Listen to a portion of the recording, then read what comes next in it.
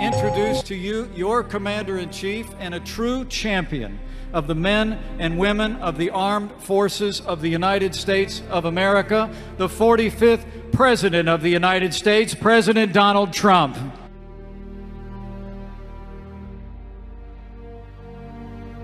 America is a peaceful nation, but if conflict is forced upon us, we will fight and we will win. Right, General? Right? Right? Better believe it, generals. They're the guys.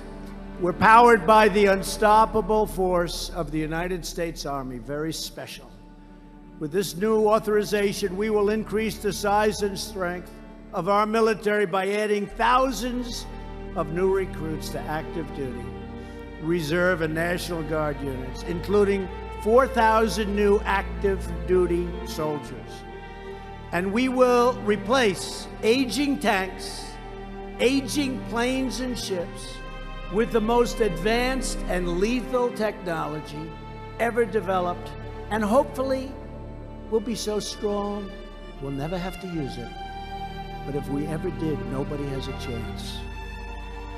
It all includes 135 brand new, beautiful M1 Abrams tanks, 60 Bradley fighting vehicles, and over 3,000 Joint Light Tactical Vehicles for the Army Armored Brigade Combat Team. New Black Hawk and Apache helicopters, finest in the world, for the Army National Guard. 77 F-35 Joint Strike Fighters, you know, that's stealth. I talked to a couple of pilots, great pilots. I said, how are they? They said they're hard to beat because you can't see them. It's always hard to beat the enemy when you can't see it. The greatest in the world.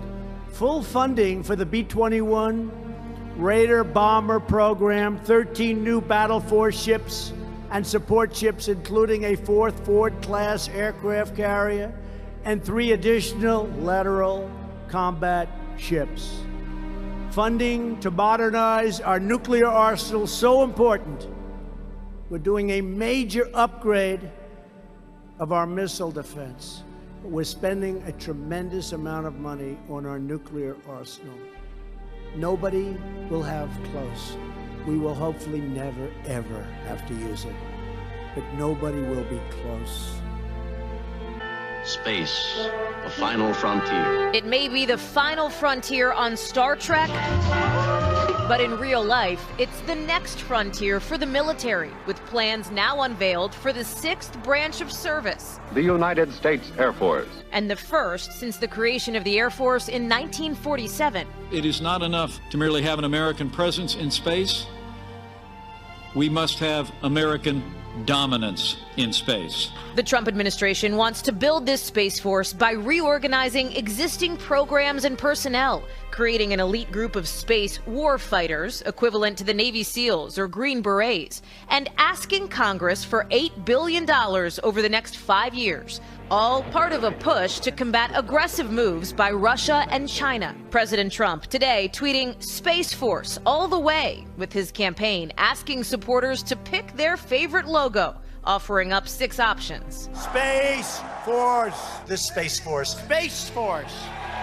People love that. But retired astronaut Mark Kelly does not love it. It's unnecessary bureaucracy and unnecessary costs, because currently the Air Force is, the U.S. Air Force is dealing with this threat adequately.